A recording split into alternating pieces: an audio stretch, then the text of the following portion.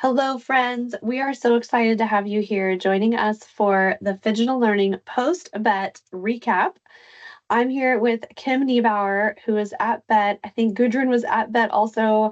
I see some people joining the call. Some of you will be signed up just to catch the recording of this, we know, and this will go on our YouTube channel as well. So I'm going to hand it over to Kim and learn with her as we talk over what happened at BETT UK this year. Okay, give me just a second. So I got to share. Oh gosh, what did I open? Sorry. I had the PowerPoint pulled up, but You're good. We're kicking off here. And if you're joining live while she's getting that open, a couple people have already joined live. You could post in the chat or in the Q&A, what were your takeaways from BETT this year? Or if you didn't attend, and that's why you're here, what do you want to know from Kim? I think that would be really fun to have that interaction. I will be monitoring the chat and the Q&A so Kim can focus on her presentation. So hi, I'm Kim Niebauer. I just had the opportunity to go to BETT UK. I was so excited. I went with my principal and another teacher from my school, and this was my very first time to go. So I have a lot to say about it, and I'm excited to tell you my experience. I will be telling you everything from the lens of a teacher because I am still full-time in the classroom. And I just want to start by talking about the scale of the event. BETT said there was around 35,000 attendees, but we've also heard around 43,000. Either way, that's still a lot of people. There were over 130 countries and 600 exhibitors. I know that in the past, a lot of people have said, oh, students come on Friday, but this year there were students all 3 days. So I thought that was really interesting. And they were it was so cool to see all the students because I've been to other conferences and there aren't usually kids there, or if they're there aren't a lot of them. But there were kids everywhere at BETT. And in fact, I went up to one booth and some students were demonstrating the robots at that booth. And it turns out they didn't actually work at that booth. They just had used the robots in a competition previously. And so they were just very excited about those robots and wanted to show them off. So I thought that was pretty cool. So the theme this year was learning without limits. And now I'm just going to kind of tell you how I filtered what I thought was worth bringing back to talk to you about. So, all right. I thought that on the show floor, I was looking for things that were human-centered, that were going to support teachers and student thinking, not replace it. I was looking for stuff that was low friction.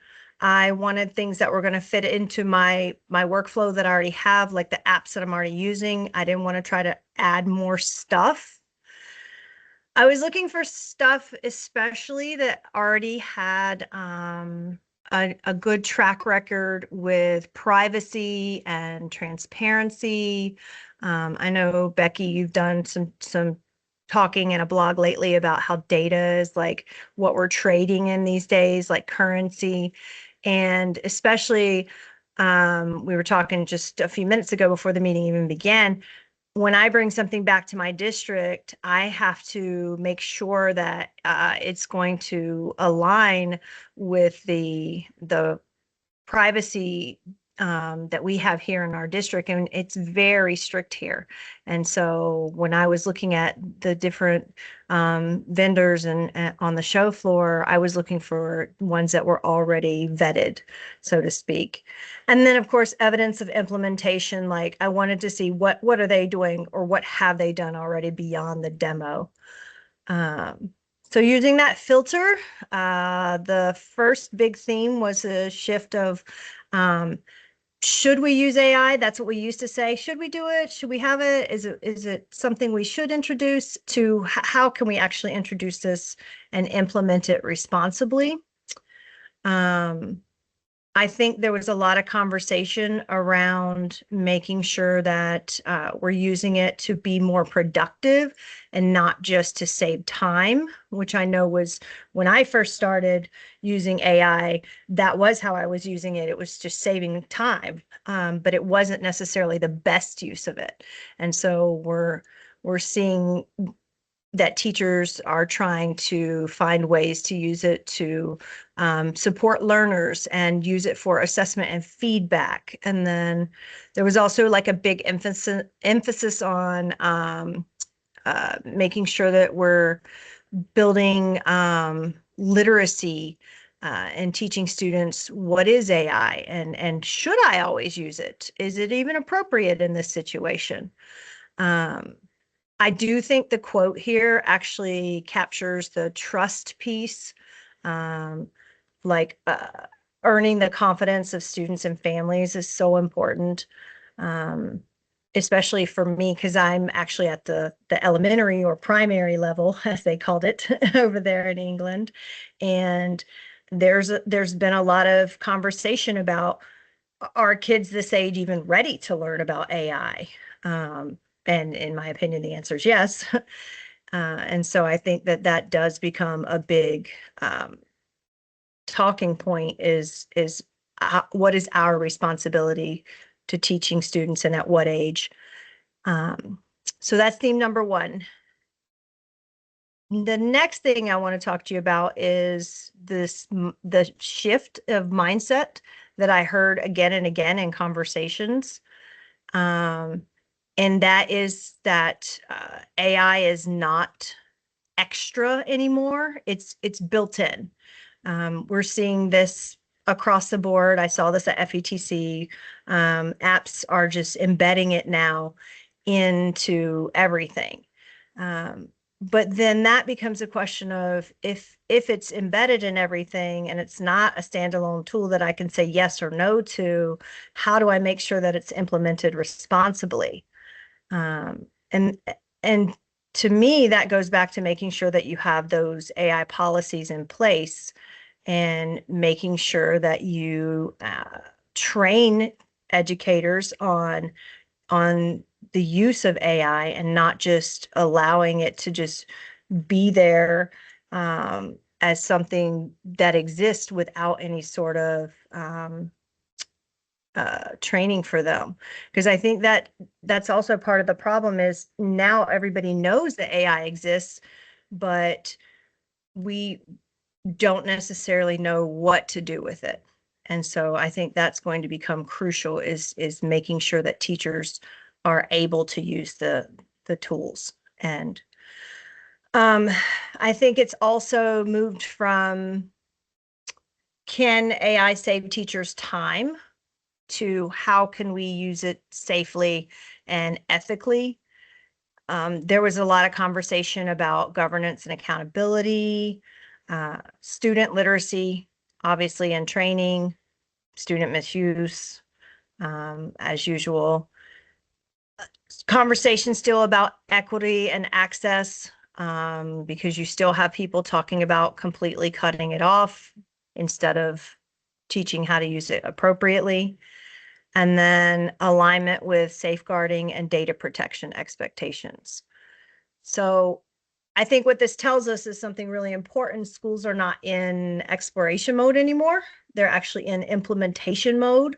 Um, and implementation, it brings risk. And this is a critical moment for schools because now we've got to have those AI policies and we've got to have staff guidance and we have to have students who understand what AI is and when it's appropriate to use it.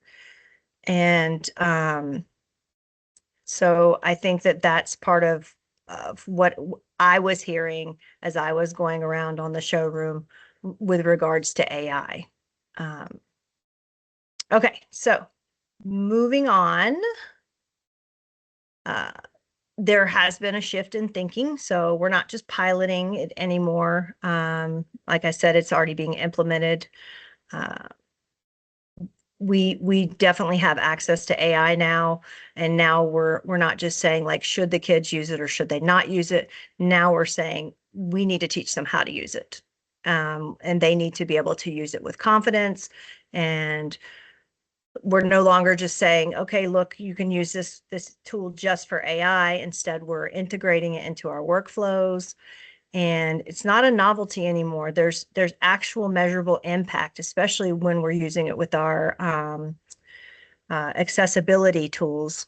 I think we can see when we're trying to give access to students who need a little extra help. I think that's one of the places where AI in the classroom is excelling, because we can give them those individualized experiences.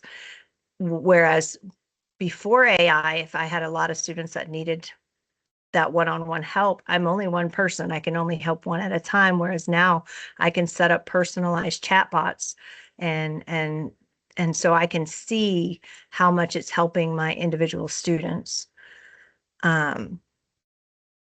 So one example that I was really excited about was the announcement of the Microsoft Elevate program, which you probably have heard of by now. This was announced at BETT, that Microsoft Elevate is a new community. Well, it's a revised community, formerly the Microsoft Innovative Educator community. And basically, the point here is all about the human connection. And Microsoft wants to make sure that as AI continues to accelerate, they want to make sure that people benefit. And they know that AI it's not an abstract concept anymore. It's already shaping how students learn, how we teach, how workers adapt. And so over the next 5 years, Microsoft is going to spend $4 billion in cash, cloud, and AI technology on schools, colleges, and nonprofits worldwide. And one of their goals is the Microsoft Elevate Academy, which aims to help 20 million people worldwide earn AI credentials in just 2 years.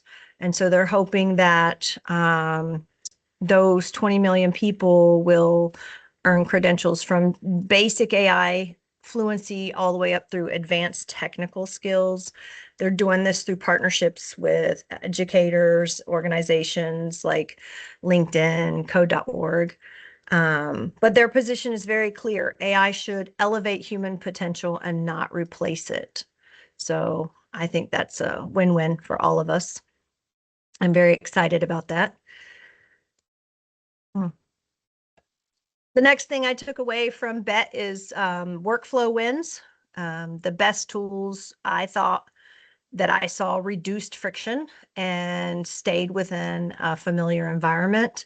We have so much going on in our day-to-day teaching that we don't need 12 different apps to do 12 different things. We need everything all in one place if possible.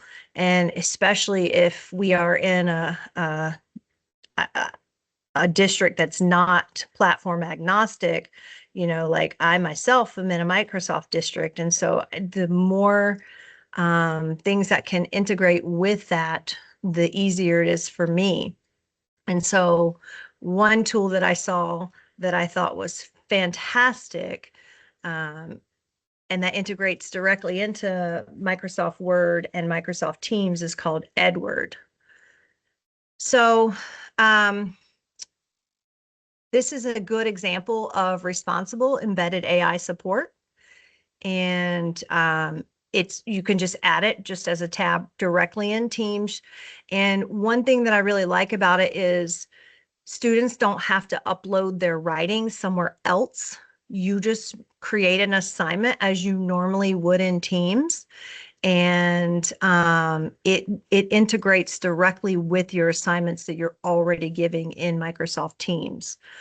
I really especially like that you can have a customizable comment bank.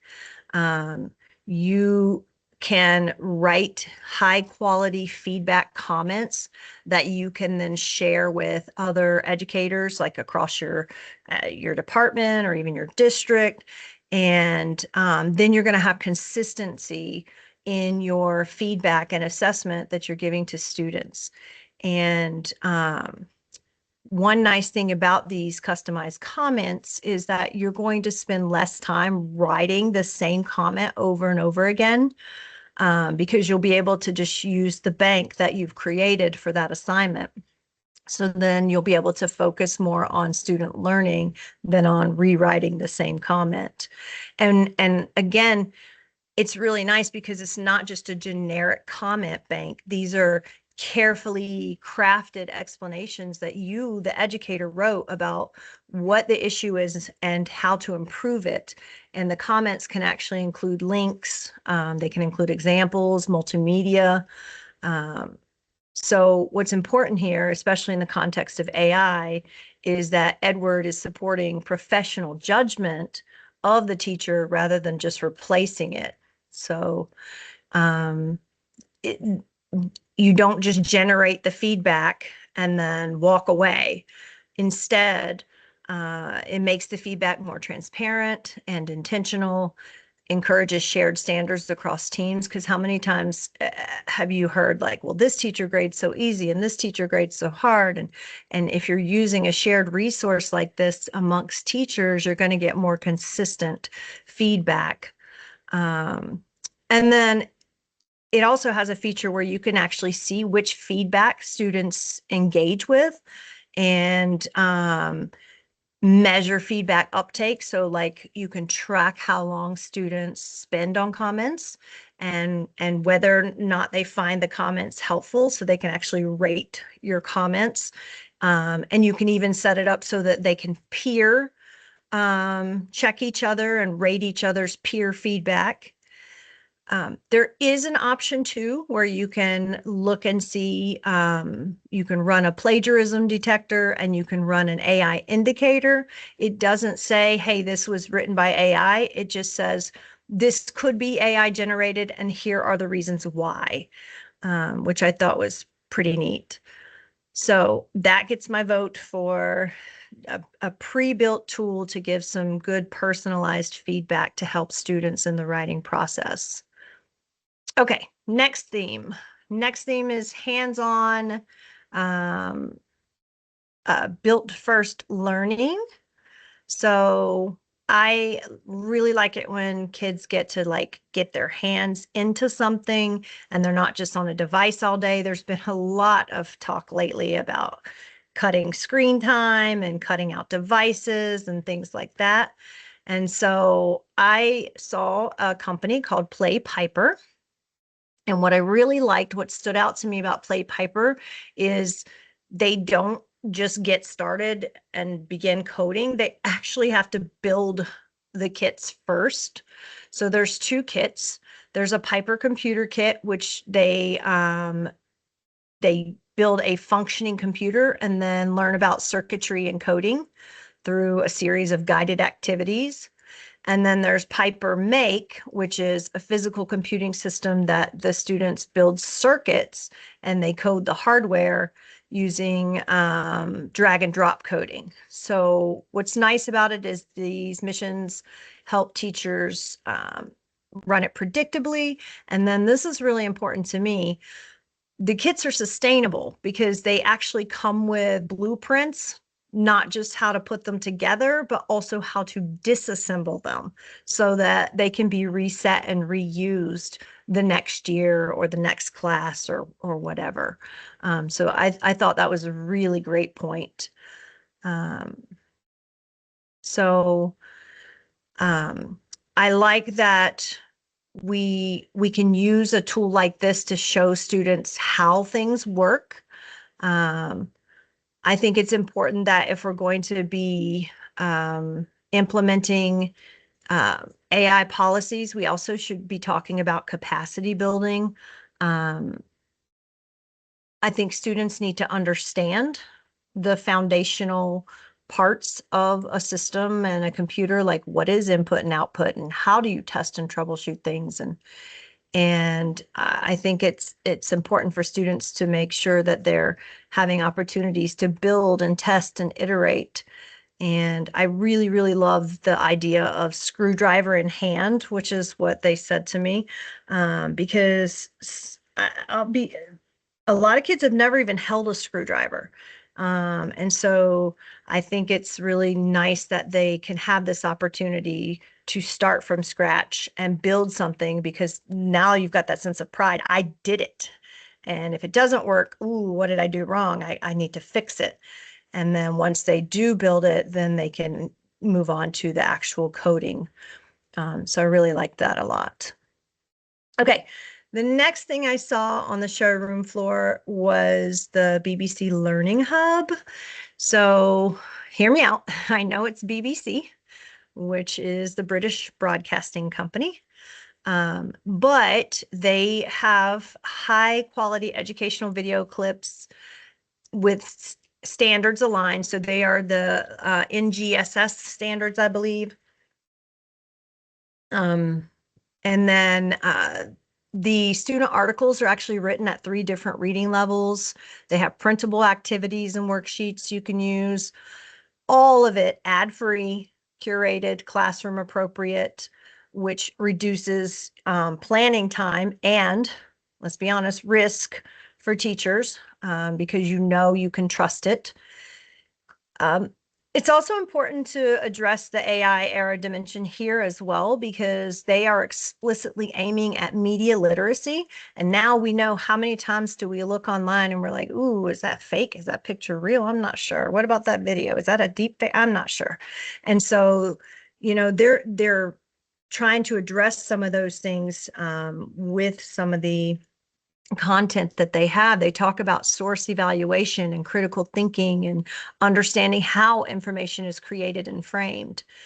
And so for American teachers, it's really nice too, because you have a way to explore global issues in an unbiased source, and save a lot of time, quite frankly, because you can trust what's there without having to vet it yourself. Okay, so next up, adoption is about the people. Like Ariel said in The Little Mermaid, I want to be where the people are. But the truth is, like, we need to have communities.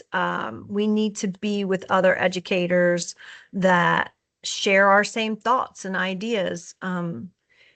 We need to have opportunities for professional learning and earning micro credentials. I think sometimes it's so hard to just find a little bit of time to sit down and upskill your knowledge. And so some of these courses, I find that when I'm talking to other teachers, are like, I just don't have time to do that. I don't have time to learn anymore. But when it's shorter, when it's like a little tidbit here and there, maybe a 30-minute micro credential or something like that, teachers are more willing to give it that 30 minutes than if you say, like, okay, there's this whole course you've got to do. I think we are seeing this shift, especially with the new Microsoft Elevate. I believe the first level is now called Explorer, and it's now open year round, instead of just that window of May to June, which is super hard for teachers because that's like our busiest time of year, with trying to wind down the school year. And so I think that's really nice.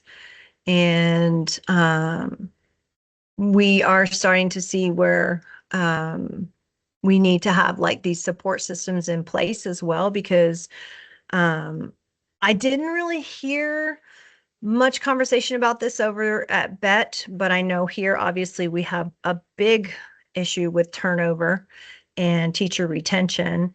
And so we need teachers, educators, we all need a place where we can feel supported.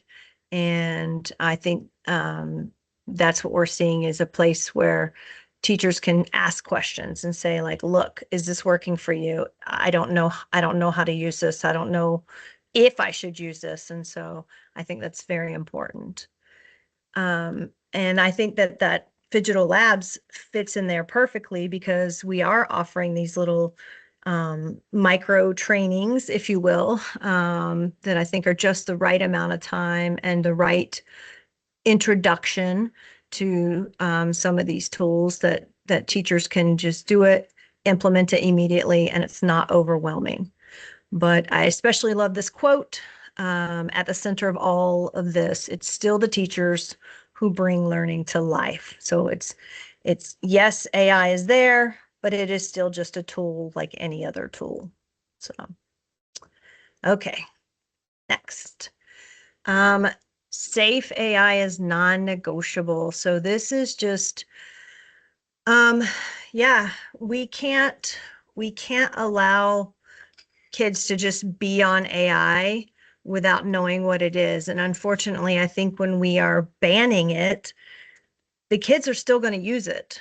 And the problem is if you ban it, they're still going to find a way to use it. And now they don't know what's appropriate and what's not appropriate.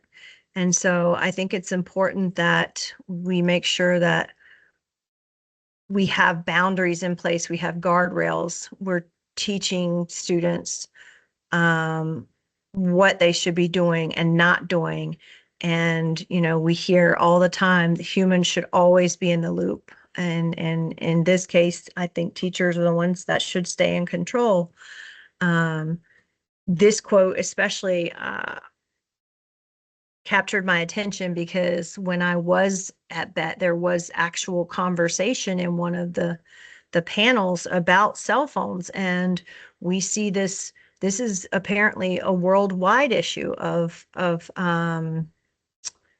should students be having their cell phones in class? Should cell phones be banned? Should social media be banned from cell phones so that they can still use their cell phones in class? And it was this whole conversation. But what was most interesting to me is that it wasn't just this is a United States problem or this is a UK problem. It was we're all having this same conversation.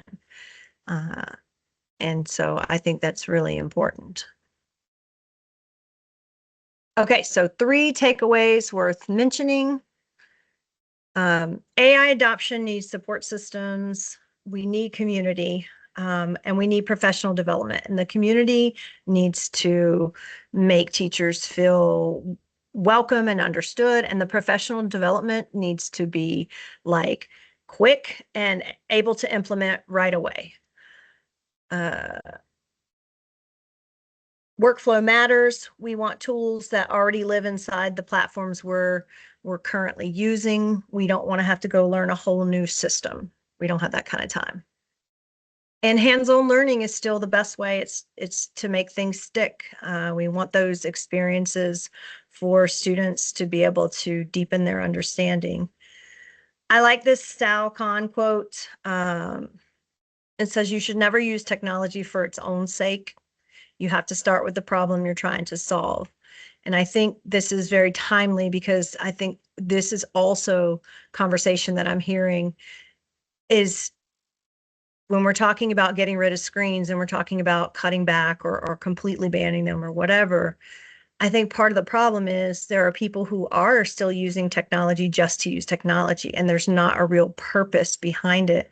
And so one of the things that I enjoyed the most about all of the conversations that I overheard and took part in at BETT was that we're all trying to find the solutions and the right amount of balance and making sure that if I am going to be using whatever app or whatever technology, that there's an actual purpose and that I'm not using it just to say like, hey, look, I use technology in the classroom. So if you would like to explore some of the things that I was talking about for hands-on STEAM and the physical kits, you can do Play Piper. For writing feedback, there's Edward, BBC Bite Size Learning Hub, or just BBC Learning Hub. You can do lesson like little videos and things. And then for community and micro-credentialing, I would recommend Microsoft Elevate. Oh my goodness, Kim. The chat has just been blowing up. You can end sharing. It was perfect. You are exactly on time. People in the chat have had such a great response to what you're sharing and side conversations. And I just want to say it's been really neat because some of the people in the chat were at BETT and some Oh, were nice. not. And they're joining, of course, to learn more about what happened at the event and what was shared. So I felt like you had these like truth bomb sound bites that that you were sharing throughout. Definitely some great resources. We so incredibly appreciate you sharing what you learned from that event. We know that not every educator has a chance. In fact, I would say most educators Most. do not have a chance to attend conferences for their own professional growth. So it's amazing that you were able to do that this year and to such a cool event and also to share that with all of us. So thanks so much and have a Thank great day, you. everyone. All right. All right, Bye. good night.